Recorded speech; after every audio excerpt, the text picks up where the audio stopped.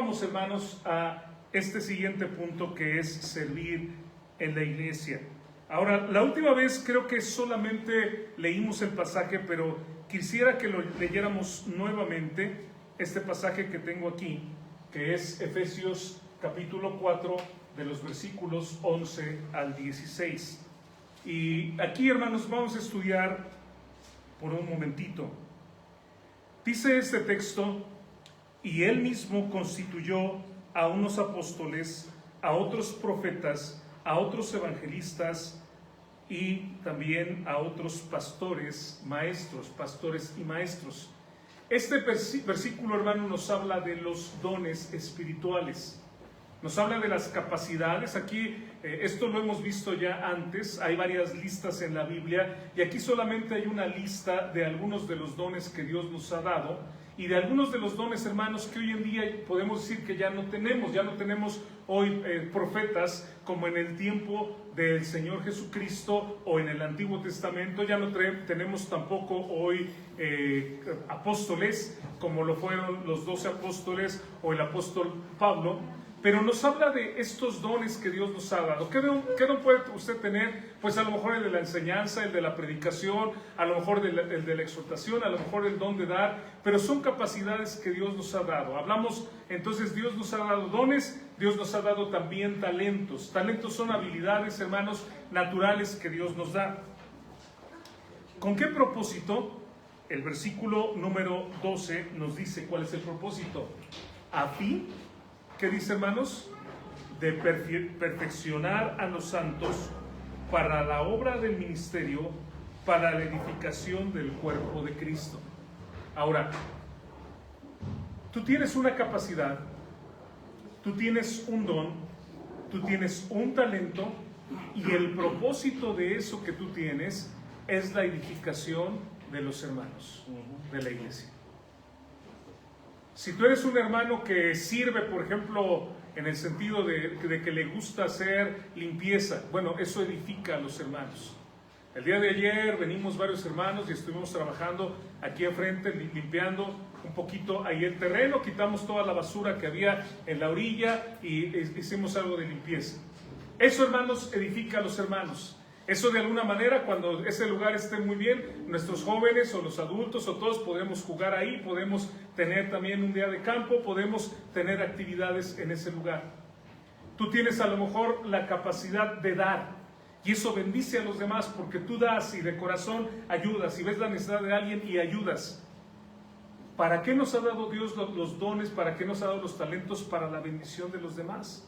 Algunos tenemos el don de ser pastor. No toda la gente puede ser pastor. Se requieren varias capacidades, hermanos, para que podamos ser pastores. Y entonces Dios nos ha dado esa capacidad para la bendición de los demás. Pero entendamos lo que dice el texto: a fin de perfeccionar a los santos para la obra del ministerio, para la edificación del cuerpo de Cristo. Para que hagamos la voluntad de Dios y para que nosotros edifiquemos a los hermanos.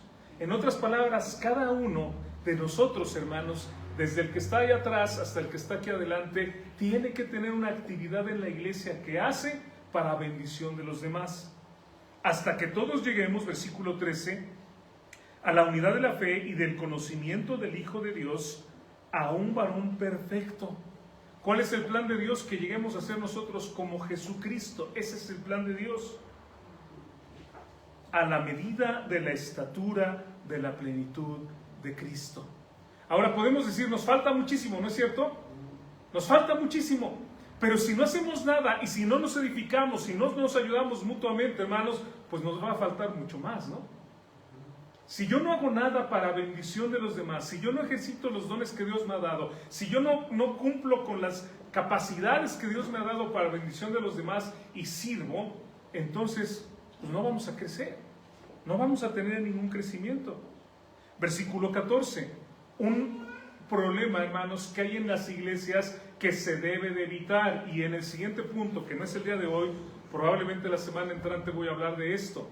El versículo 14 nos habla de un problema que debemos de evitar en las iglesias, pero que sucede, para que ya no seamos niños fluctuantes. Es decir, hay a veces mucha inmadurez espiritual en las iglesias, hermanos. Hay hermanos que pasa el tiempo y no crecen. Pasa y pasa el tiempo y no caminan con Dios, no conocen de Dios. Y sigue pasando el tiempo y estos hermanos se siguen quedando chiquitos espiritualmente. Y es algo que no debe suceder. ¿Para qué entonces nos edificamos?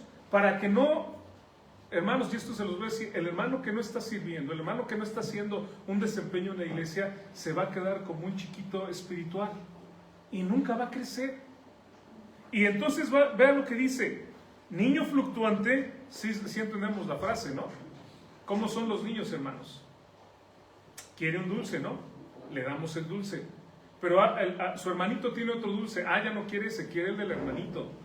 Y está fluctuando, cambiando continuamente, para que ya no seamos niños fluctuantes, llevados por doquiera de todo viento de doctrina. O sea, aquí algo más peligroso, que hoy me voy con un grupo y de repente veo en la televisión que van a regalar agua de el pozo de Belén, traída desde Israel, ¿no?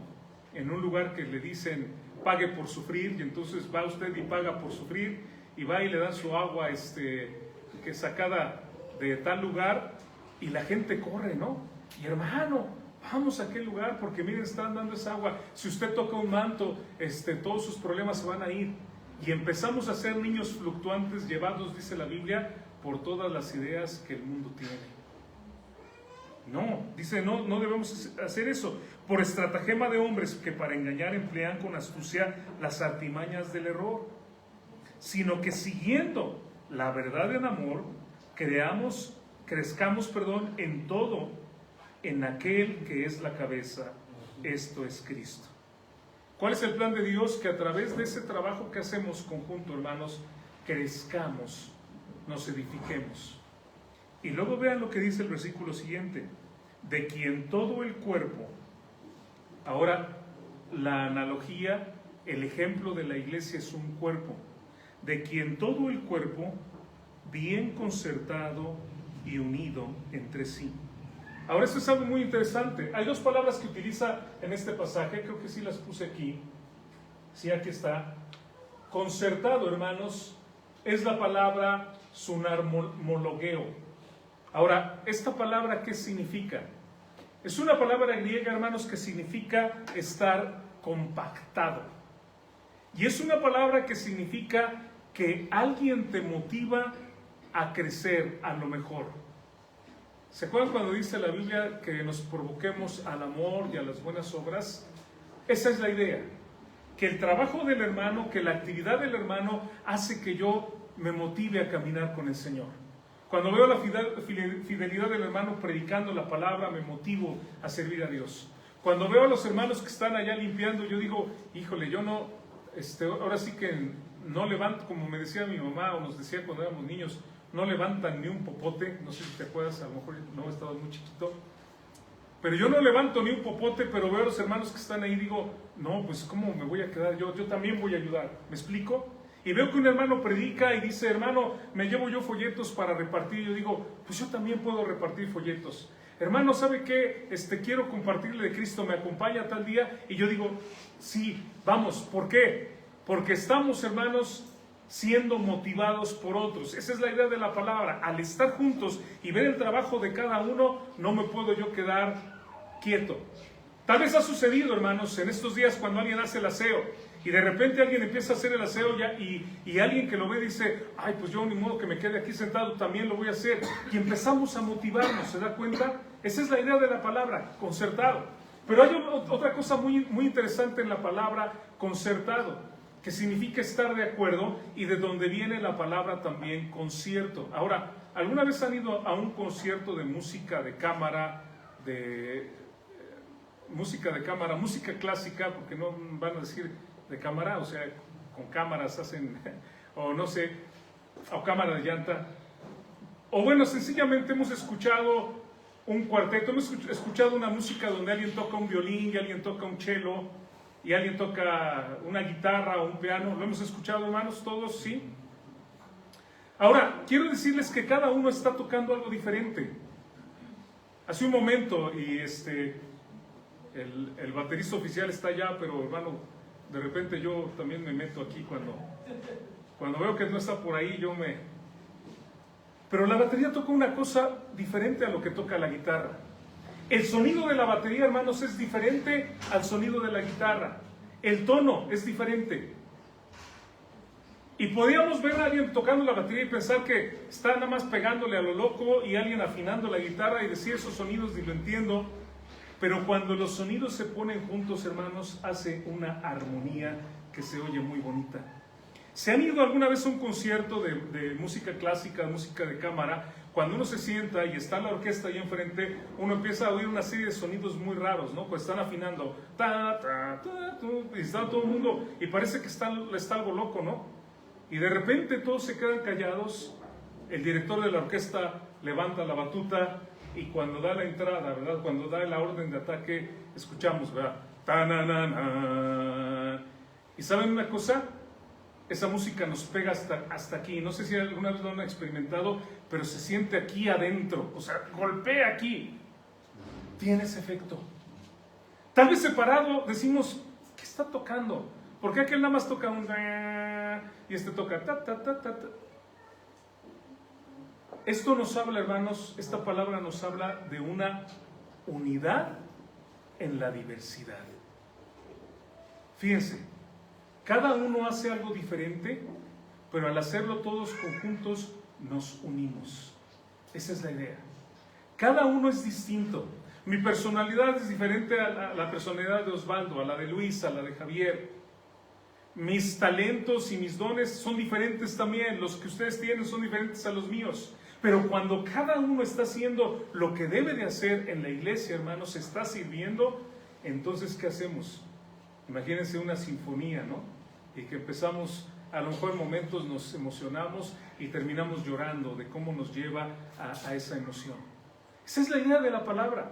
Todo el cuerpo bien concertado. Y luego tiene otra palabra que dice unido. Todo el cuerpo bien concertado, y la palabra unido sin vivazo. Esa palabra significa entretejido. Esa es la idea de la palabra, hermanos. Entretejido. Y cómo en la manera en que tú estás entretejido con alguien más, tú te haces vital y esa persona se hace vital para ti. Porque ahora hay un amor, porque ahora hemos compartido. El domingo pasado, algo tan sencillo. Estaban jugando bádminton ahí, ¿no? En el cuartito. Y después organizaron retas. Y yo les aseguro que hoy, cuando termine la reunión, varios de ustedes van a querer ir, o a lo mejor también de nuestros jóvenes, a jugar bádminton. Y se empieza a hacer una amistad, ¿no? Y se empiezan a hacer compañeros y más amigos y nos amamos más por el trabajo que estamos haciendo. Ese es el propósito. Y cuando alguien viene de afuera y ve el amor que tenemos, hermanos, ¿qué va a suceder? ¿Qué creen que suceda con esa persona? Ese amor lo va a contagiar y va a decir, oigan, pues aquí es un lugar donde aman a la gente, donde ayudan a la gente. Yo quiero estar aquí, yo quiero que mi familia venga aquí. Ese es el propósito. Todo el cuerpo bien concertado y unido por todas las coyunturas que se ayudan mutuamente según la actividad propia de cada miembro. Vean lo que dice la Biblia. Según la actividad propia, no según la inactividad. Por eso comenzamos hablando de que es importante que estemos aquí, es importante congregarnos, pero también es importante que hagamos, que cada uno de nosotros esté trabajando en algo para la edificación de la iglesia, en una actividad, porque esa actividad, dice, recibe su crecimiento para ir edificándose en amor. En otras palabras, si no tenemos actividad y soy solamente alguien que vengo como un espectador, pues no estoy edificando y probablemente tampoco me estoy edificando. Bueno, no probablemente, lo más seguro es que no me estoy edificando. Ahora, esta es la base, ¿por qué servimos en la iglesia? Pero hablemos de más ideas. La iglesia, hermanos, es sumamente importante, porque en ella recibe el Señor la gloria. ¿Por qué es importante estar aquí, hermanos? ¿Y por qué es importante servir? Hay gente que piensa que no es importante, pero veamos lo que dice la Biblia, y veo el texto en Efesios también, 3:21. A Él sea gloria en la iglesia, en Cristo Jesús, por todas las edades, por los siglos de los siglos. Amén. Amén. El Señor Jesucristo prometió, cuando le dijo a Pedro, ¿se acuerdan? Sobre esta roca, la declaración de fe que había hecho Pedro, y el mismo Señor Jesucristo, que es la roca, Él edificó su iglesia, la sigue edificando. Y Jesús dijo, y las puertas del Hades no prevalecerán contra ella. Por todas las edades, de acuerdo a lo que dice la palabra de Dios. Que aun cuando nosotros nos muramos, hermanos, ¿qué creen? Como iglesia nos vamos a ir con el Señor y estaremos con el Señor para siempre. Ahora, la iglesia, hermanos, es muy importante porque es la gloria, es lo que le da la gloria a Dios, es donde recibe Dios la gloria. ¿Por qué es importante que estén aquí cada domingo? ¿Por qué es importante que trabajemos? ¿Por qué es importante que limpiemos el lugar, que limpiemos allá, que arreglemos las cosas, que demos clases, que enseñemos a los niños, que prediquemos, que testifiquemos? ¿Por qué es importante? Porque le estamos dando a través de ello la gloria a Dios. Así alumbre vuestra luz delante de los hombres, para que vean vuestras buenas obras y glorifiquen a vuestro Padre que está en los cielos. A través del trabajo de la iglesia es glorificado nuestro Padre, Dios. Sin embargo, hermanos, la iglesia no es importante para alguien que no ha sido salvado por Jesucristo. Para alguien que no conoce a Cristo no es importante. No es nada importante. O sea, si estoy o no estoy, pues, ¿qué tiene de más? Entonces esto me lleva a la siguiente pregunta. ¿Eres salvo? Por ahí voy a empezar. ¿Eres salvo? Ahora, ¿a qué me refiero con esto? ¿Crees en Jesucristo como tu Salvador? ¿Te arrepentiste de tus pecados? Tú sabes que un día tú le dijiste a Dios, Señor, perdóname de todos mis pecados, Señor, límpiame. Tenemos diferentes maneras como esto lo explicamos. A veces decimos a la gente, abra su corazón, invite a Cristo a su corazón. Pero es una forma de decirle a la persona que cree en el Señor Jesucristo. Le decimos también, necesita arrepentirse de sus pecados. Necesita tener fe en el Señor Jesucristo. Ahora, yo lo voy a hacer. ¿Hay alguien aquí que no entiende de lo que estoy hablando? En primer lugar, ¿hay alguien que levante su mano y diga, no entiendo, hermano, qué estás diciendo? ¿Qué es esto de recibir a Cristo? ¿Qué es esto de creer en Jesucristo? ¿Qué es esto de arrepentirse de los pecados? ¿Hay alguna persona? Y no quiero ponerle en evidencia, o sea, lo único que quiero es ayudarle y platicar tal vez después con usted con más tranquilidad para explicarle de lo que estoy hablando. Así que si hubiera alguien que dijera, yo no sé la verdad de qué está hablando, levante su mano sin ningún temor. Segunda pregunta. ¿Hay alguien entre nosotros que dice, yo nunca lo he hecho? Entiendo lo que está diciendo, hermano, y entiendo porque he escuchado a los predicadores. El hermano predicó la semana pasada al respecto y entendí el mensaje, pero la verdad nunca he invitado a Cristo a mi vida, nunca me he arrepentido así como dice, nunca he creído así en Jesús. Nada más sé de que existe, pero no lo he invitado a ser el Señor, no confío en Él, como usted está diciendo. ¿Hay alguien aquí? Porque también puedo tener un tiempo después de la reunión para platicar con usted. Tercera pregunta. ¿Usted cree en Jesucristo? ¿Lo ha aceptado en su vida? ¿Lo ha aceptado en su corazón? ¿Se ha arrepentido de sus pecados? Levante su mano. Entonces, levante su mano si está seguro. Si no, ok, muy bien, puede bajar su mano. Muy bien. Ahora, si usted ha creído en Jesucristo como su Salvador, hay cosas maravillosas en su vida, y si usted todavía no cree, hay cosas maravillosas que le están esperando. Amén. La primerita es la vida eterna. ¿Sabe qué? Cuando un creyente muere, nosotros lloramos porque no lo vamos a volver a ver por un tiempo, pero al mismo tiempo nos alegramos de que está en un lugar mejor. Pero cuando una persona que no tiene a Cristo muere, hay muchísimo dolor y no hay consuelo. Y a veces cuando nosotros como pastores nos invitan a un funeral de alguien que no era creyente, tenemos que ser muy cuidadosos, porque no puedo yo decir, ahora está en un lugar mejor, ¿me explico? No puedo tampoco decir, ahora está en la presencia de Dios. Si no era creyente, la enseñanza de la Biblia es que solamente los creyentes en Jesucristo, que se han arrepentido de sus pecados, van a la presencia de Dios. Amén. Es la primera bendición. Pero quiero decirle que hay más bendiciones con esto. Si eres salvo, eres perdonado. Todos tus pecados, todo lo que tú hayas hecho, Dios lo ha perdonado en Jesucristo, porque Jesucristo pagó en la cruz por tus pecados. No es que tú seas bueno, es que Cristo tomó tu pecado y murió en la cruz por él. Amén. Si crees en Jesucristo, eres regenerado. Esta palabra significa que tú has sido creado como una nueva criatura. De manera que si alguno está en Cristo, de modo que si alguno está en Cristo, dice la Biblia, nueva criatura es. Y por eso cuando ustedes ven a una persona que antes era bien borracho, y antes era golpeador, y que antes era de lo peor, robaba cosas, y cree en Cristo y ahora ya no hace nada de eso, y decimos, es que no es posible, es que yo conozco los programas de Alcohólicos Anónimos, y yo conozco tantos programas, y esta persona parece que jamás en su vida tomó. Todos aquellos vuelven a caer, y este jamás ha vuelto a caer. ¿Sabes por qué? Porque es una nueva persona. Amén. Ha sido creado de nuevo. No es solamente que se cambió un poquito, es que el Señor lo ha transformado completamente. Esa es la idea de ser regenerado. Has sido adoptado, ahora eres hijo de Dios.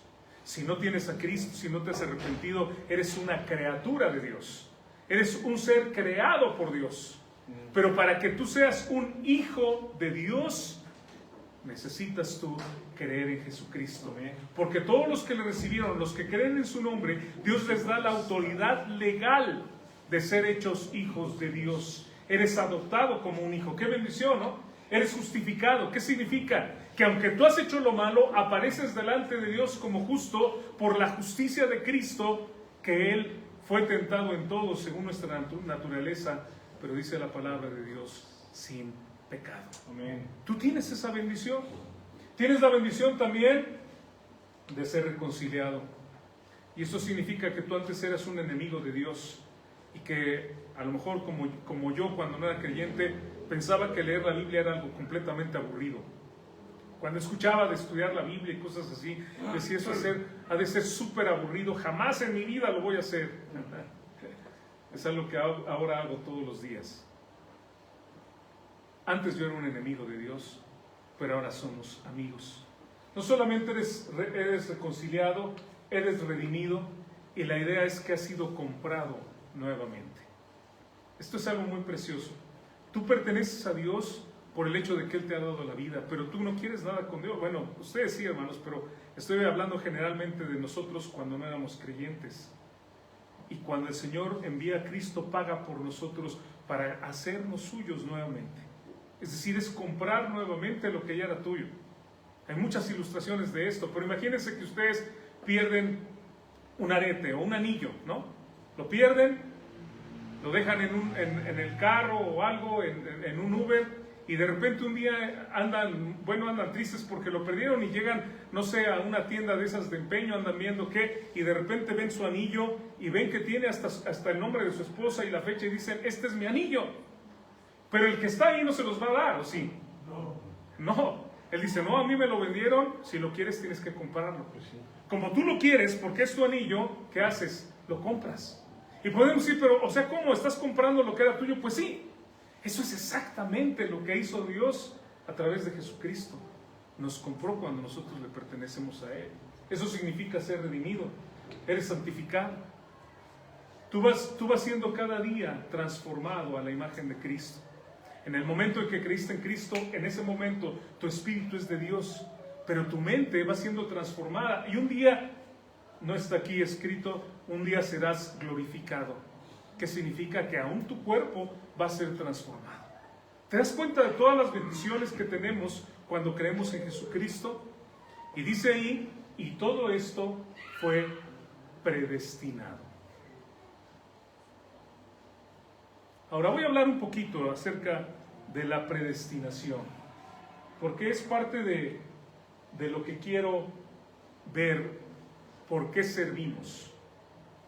Se lo digo de una vez, porque fuimos creados y fuimos salvados para servir. Esa es la idea. Pero déjeme explicarle un poquito acerca de esto, ¿sale? hay varios aspectos de la predestinación que debes entender. Entonces, para explicarlo, voy a hacer una ilustración. Entonces, le voy a pedir a Jazz, si me ayudas a darle a todas las damas casadas una toallita. Aquí hay más. A todas las casadas, ¿sale? Y pueden escoger. Y después de las casadas, si es que sobra, ¿verdad? Porque no sé cuántas son. Pueden utilizarla para limpiar, para sus zapatos, sus anteojos. Están nuevas, están limpias. No han sido jamás usadas, se los garantizo. Entonces, ok. Ahora voy a sacar aquí algo que tengo por aquí. Es un papelito, ¿ok? Ahora les voy a explicar.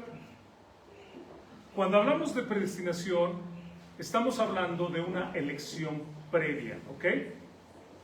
Una elección previa. Yo tengo aquí una elección previa, ¿sí? O sea, antes de que llegáramos a este momento, yo he hecho una elección que está aquí. Ajá. Una predestinación es una elección que ya se hizo antes. Ahora, cuando hablamos de la predestinación también tenemos que entender la elección en la Biblia o la predestinación en la Biblia no es una elección directa, sino indirecta. Déjeme lo explico. Vamos a jugar básquetbol. Y vamos a decir que yo sé que Lucy y que Esme son buenas para el básquetbol. Ajá. Y entonces cuando empezamos a elegir, yo digo, yo elijo a Lucy, yo elijo a Esme. ¿Sí? Esa es una elección directa, porque yo elegí directamente a ellas. ¿Por qué? Dígame por qué, hermanos. Juegan bien. Porque juegan bien, o sea, ¿sí alcanzaron? Sí. ¿Todos? ¿Todas? ¿Tú también? Sí. Ok, muy bien, entonces qué bueno. Todas. Sal. No, para servirles. Esa es una elección directa. Una elección indirecta es la elección que nosotros tenemos por un medio. Ajá. Ahora, vamos por favor a Efesios capítulo 1. Y quiero que vean aquí, hermanos, esta bendición preciosa que tenemos desde el versículo número 3. Ajá. Efesios capítulo 1, versículo 3. Efesios 1, 3. Ahí comienzo. Bendito sea el Dios y Padre de nuestro Señor Jesucristo, que nos bendijo con toda bendición espiritual en los lugares celestiales en Cristo Jesús. Este versículo, para empezar, es precioso, es poderoso.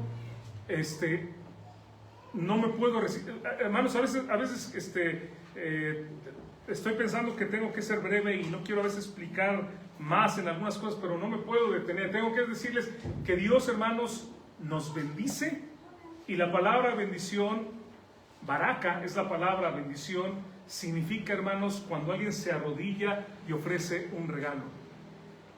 Y el ejemplo bíblico, puedo pensar en los magos, postrándose, lo adoraron, se acuerdan a Jesucristo, Sí. Y abriendo sus tesoros, ¿qué hicieron? Ofrecieron presentes, oro, incienso, mirra. Es lo que hace Dios. Dios se baja a mi nivel, a este nivel mortal. Y Dios me bendijo con Jesucristo al enviar a Jesucristo a que tomara un cuerpo como el mío, apestoso, pestilente, que anduviera entre la gente perversa, que Jesucristo experimentara el sudor y todo lo que sudamos, lo que experimentamos nosotros, para que Él diera su vida por nosotros. Se baja a mi nivel para ofrecerme algo, porque de otra manera yo no puedo ir a su nivel a tomarlo. ¿Entienden lo que estoy diciendo? Sí. Dios me bendice a mí y yo le bendigo a Él. Y es la misma palabra, baraka. La palabra significa también el exaltar a alguien. Pero algo precioso, ya no voy a ver el texto por el tiempo, pero en el capítulo 12 del libro de Génesis, hermanos, Dios convierte a Abraham en bendición. Y es la primera mención en la Biblia de que Dios hace a un hombre ser bendición. Vean las tres maneras de bendición. Dios me bendice a mí yo le bendigo a él y Dios me hace a mí bendición para los demás. Qué hermoso, ¿no? Nos bendijo, pero vean lo que dice el texto al final. ¿En quién? En Cristo, exactamente. ¿Es una elección directa o indirecta? Es indirecta, es en Cristo. Según nos escogió, ¿qué dice, hermanos? En Él. Nos escogió en Él. Ahora, yo sé que hay gente que dice que la elección es directa. No, porque entonces nada más diría el texto según nos escogió y ya, ¿no es cierto? No tendría que poner en Él. Bueno, pero por si fuera poco, quiero que vean todas las menciones en el pasaje que nos habla de la bendición en Cristo, de lo que tenemos en Cristo. Voy primero nada más a ver las frases. Versículo 4, nos escogió en Él. Versículo 5, hijos suyos por medio de Jesucristo. Versículo 6, nos hizo aceptos en el amado, que es Jesucristo. Versículo 7, en quien tenemos redención, en quien es Jesucristo. Versículo 9, el cual se había propuesto en sí mismo, en Cristo. Versículo 10, de reunir todas las cosas en Cristo. Versículo 11, en Él asimismo tuvimos herencia. Si vio todos estos textos, hermano, tal vez fui un poquito rápido, pero todos estos textos nos hablan de que la bendición es en quién, hermanos. Díganmelo por favor en voz alta. La bendición es en quién. En Cristo. La elección, hermanos, es en Cristo. Regreso al 4. Según nos escogió en Él antes de la fundación del mundo, para que fuésemos santos y sin mancha delante de Él, en amor, habiéndonos predestinado para ser adoptados hijos suyos por medio de Jesucristo, según el puro afecto de su voluntad. Ahora, ¿por qué digo que somos nosotros elegidos en Cristo? Pues porque lo dice la Biblia. Pero porque no podría Dios, además de que lo dice la Biblia, Dios no podía elegirnos en nosotros por ver algo bueno en nosotros. El predicador mencionó algo la semana pasada y tal vez, no sé si lo captaron, fue algo muy rápido. En el libro de Isaías, hermanos, capítulo 64, el versículo 6, fue una palabra que mencionó el predicador la semana pasada.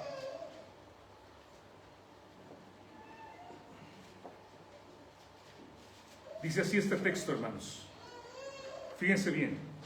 Si bien todos nosotros somos como suciedad. Vea cómo describe Isaías al ser humano. Somos como suciedad. Y todas nuestras justicias, es decir, lo mejor que nosotros tenemos, como trapo de inmundicia. Y caímos todos nosotros como la hoja, y nuestras maldades nos llevaron como viento. Ahora, mi hermano la semana pasada no se detuvo aquí a explicar un poquito más por el tiempo, a lo mejor por no sonar tan gráfico también, pero yo voy a ser gráfico el día de hoy.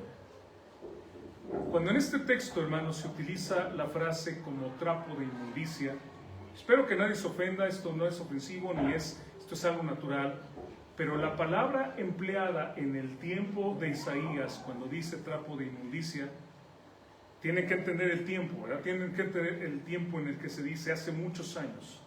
Se refería a los trapos que una mujer usaba cuando estaba menstruando. Eso es lo que significa trapo de inmundicia. Ahora ustedes van a decir, hermano, está siendo demasiado gráfico. No estoy siendo más gráfico de lo que la Biblia lo es. Esto es lo que dice la Biblia. Ahora, eso es lo que dice la Biblia. Lo que la Biblia te está diciendo es que lo mejor que tú tienes para ofrecerle a Dios como ser humano, aparte de Cristo, como alguien que no tiene a Cristo, nos está hablando del hombre. Lo que tiene el hombre para ofrecer es eso, un trapo de inmundicia.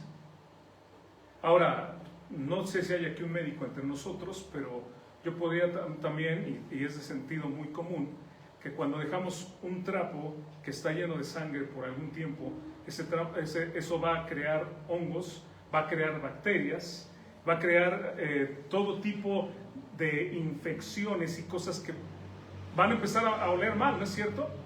¿Y para qué sirve algo así? Para ponerlo ¿dónde? en el bote de basura. ¿Qué es lo que te dice la Biblia? Tú no te puedes salvar a ti mismo, ¿entiendes? Tú no puedes entregar, aun si alguien me dijera esta mañana, es que yo estoy dispuesto a morir en la cruz por mis pecados. Dios va a decir, no te va a salvar eso, porque tú estás lleno de pecado, tú estás sucio, se requiere un sacrificio santo y limpio. Aun cuando tú estuvieras a morir, tú dijeras, es que yo no quiero que Cristo, yo no acepto que Cristo muera por mí, si yo soy el pecador, yo voy a morir por mis pecados, pues te vas a condenar en el infierno, porque Dios te va a mirar y va a decir, no es suficiente, me estás ofreciendo algo sucio, me estás ofreciendo algo impuro. Para que sea algo aceptado delante de mis ojos tiene que ser completamente santo y limpio, y el único que puede cumplir con eso, ¿quién es? Nuestro Señor Jesucristo. Entonces, hermanos, ¿por qué no puede ser una elección directa? Porque no hay nada en nosotros. O sea, ¿qué pudiera haber en mí mejor que en Él, no? No, somos pecadores delante de Dios. Hemos caído nosotros como una hoja y nuestras maldades nos han llevado. No sé si sepan, pero de hecho existe lo que llaman putrescina y existe lo que llaman cadaverina, que es cuando ya se está descomponiendo un cuerpo y la sangre se está descomponiendo. Esto es lo que causa precisamente que la gente empiece el muertito empiece a oler mal. Bueno, cualquiera que muere, ¿no? ¿Qué nos está diciendo Dios? Lo mejor que tú puedas hacer no me sirve para nada. No me lo puedes dar. Tú necesitas un Salvador, y ese Salvador, ¿quién es? Jesucristo. Jesucristo. Ahora, hermanos, el hombre necesita un Salvador. Dios eligió ese Salvador desde la eternidad. Y aquí es donde entramos a la predestinación. Hay tres cosas que Dios eligió desde la eternidad. Ahora, estoy tratando de ejemplificar algo, y entonces tengo aquí una pequeña elección que hice. Bueno, no se lo voy a dar a Javier porque van a decir, no, él es su hermano. A ver, ¿qué dice ahí? Las que tengan franela gris tendrán una paleta. Las que tengan franela gris tendrán una paleta. ¿Quiénes tienen una franela gris? Nada más la hermana. Nada más la hermana. Solo una paleta. Ahora, ¿qué fue lo que hice? ¿Sí, verdad? ¿O alguien más tiene una franela gris? ¿Ah, sí? Ah, sí, cómo no, gris. Bueno. Pasa como gris, cómo no. ¿Pasa como gris? Con la ayuda de mis amigos. Yo hago gris, ¿no? Ahora, ¿qué fue lo que hice yo, hermanos? Fíjense, les voy a decir algo que acabo de hacer. Yo no soy omnisciente. Yo no sé. Yo hice una elección previa. Yo hice una elección.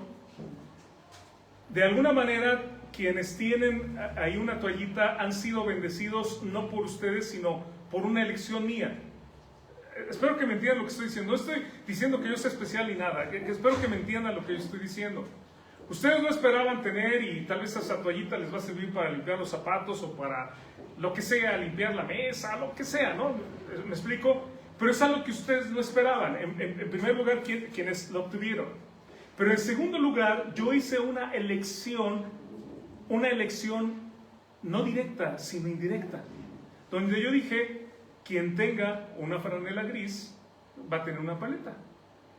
Ahora, ¿yo sabía quién iba a tener esa franela? No. Pero de alguna manera mi elección bendijo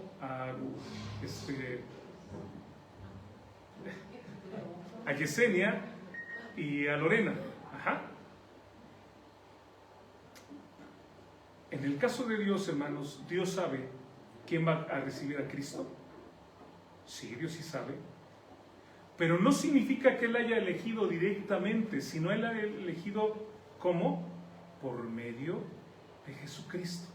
¿Entienden lo que estoy diciendo? ¿Se entiende cómo es que Dios nos ha elegido? Es una elección a través de Cristo. Ahora podemos decir, pero es que Dios ya sabe quiénes van a ser salvos. Claro, porque Él es omnipotente.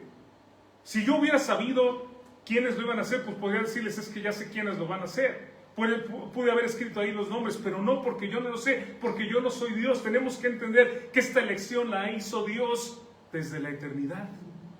Que cada persona que cree en Jesucristo, aquí vamos, el medio. ¿Quién es el medio de salvación? ¿Quién eligió Dios? ¿Qué fue lo que leímos una y otra vez en los versículos de Efesios? En Cristo, en Cristo, en Cristo. ¿Qué significa? Que te puedes salvar si tú vas y te hincas delante de una virgen o delante de un santo, no te puedes salvar. Pero si tú das mucho dinero te puedes salvar, tampoco te puedes salvar. Pero si tú te portas muy bien y cumples los mandamientos, tampoco. Porque el único que nos puede salvar es Jesucristo. Eso significa que el medio de salvación es Jesucristo. Todo el que cree en Cristo es salvo. Toda persona que cree en el Señor Jesucristo ha de ser salvo. Dice el versículo número 7, en quien tenemos redención, Efesios 1:7, por su sangre, el perdón de pecados, según las riquezas de su gracia.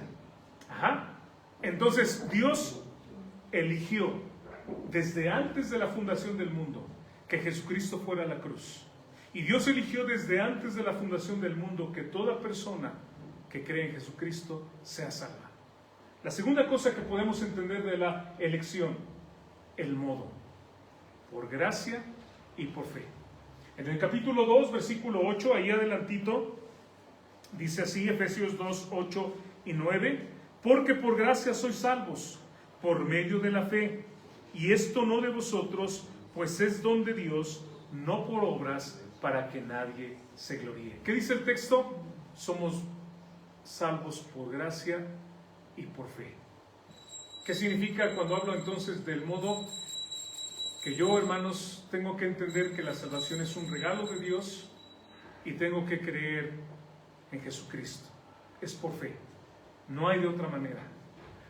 Bueno, hermano, y si yo me tatúo una palabra aquí que diga Jesucristo y me tatúo una cruz, pues si no crees en Jesucristo te vas a ir directito al infierno, aunque estés tatuado.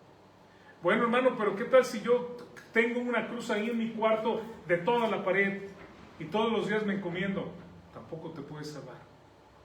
¿Quién te puede salvar? Solamente Jesucristo, cuando tú crees en Él. Siempre el resultado de la fe y la gracia de Dios es la salvación. No hay otro modo.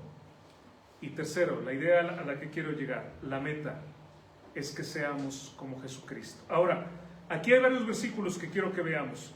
Primero, en Efesios capítulo 2, el versículo 10, que dice, porque somos hechura suya, creados en Cristo Jesús, nuevamente en Cristo, para buenas obras, las cuales, que dice, Dios preparó de antemano para que anduviésemos en ellas. ¿Qué significa? Que toda persona que cree en Jesucristo y es salva, lo que Dios espera es que tenga buenas obras. Eso es lo que está ya predestinado, ¿me explico? Eso es para todos. Bueno, es que, hermano, ¿qué tal si eso nada más es para los que predican? Pues a lo mejor el hermano Luis, ¿verdad? Que sabe compartir la palabra de Dios, el hermano Osvaldo, el hermano Eleazar, pues tal vez eso sea para ellos. No, eso es para todos los que creen en Jesucristo.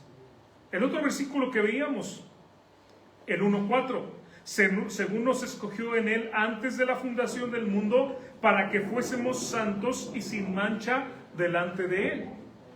Y luego el capítulo 4, versículo 13, el 4:13, que es el que leímos hace rato, hasta que todos lleguemos a la unidad de la fe y del conocimiento del Hijo de Dios, a un varón perfecto, a la medida de la estatura de la plenitud de Cristo. Hasta que todos lleguemos a eso. O sea, Dios no quiere nada más que un hermano crezca y los otros no, o tal vez ese hermano sí, pues es que sí es creyente, pero ¿sabe qué? Ese hermano es creyente, pero es un hermano que ni colabora, ni coopera, ni va a la iglesia, pero pues a lo mejor esa es la voluntad de Dios, que ese sea así. No, hermanos, no es la voluntad de Dios. La voluntad de Dios es que todo aquel que cree en Jesucristo, por fe y por gracia, llegue a ser como Jesucristo, viva como Él. Y es entonces ahí donde hablamos del servicio. O sea, porque no espera algo diferente Dios. Si tú eres hijo de Dios, no espera algo diferente para ti. Es lo mismo para todos los que hemos creído en Jesucristo, que sirvamos al Señor, que trabajemos en la iglesia. Y creo que ya el tiempo se me terminó. Ya se me terminó. Bueno, ¿alguna pregunta, hermanos, hasta aquí? ¿Algún comentario? ¿Se entiende entonces, hermanos? Bueno, cuando hablamos entonces acerca, hemos sido elegidos a lo largo de la elección en Cristo